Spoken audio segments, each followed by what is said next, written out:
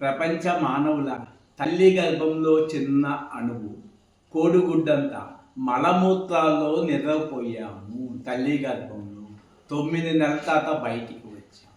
తర్వాత 6వ నెల ఉయ్యాల్లో నవ్వుకుంటూ ఉన్నాము. తర్వాత 1వ సంవత్సరం ముసిముసులు నవ్వుకుంటున్నాము. అక్కడ ఏ సంపద ఉన్నది చెప్పండి నవ్వుకోవటానికి?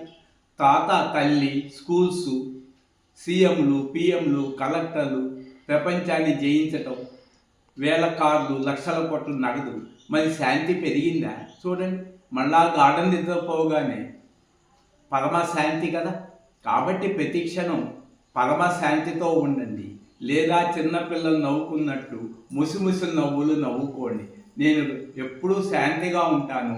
మనసు నవ్వితే ఎప్పుడు పసిపిల్లవాడిగా నవ్వుకుంటూ ఉన్నాను 20 ఏళ్ళ నుంచి. ఎందుకంటే ఒక్క పైసా కూడా లేదు.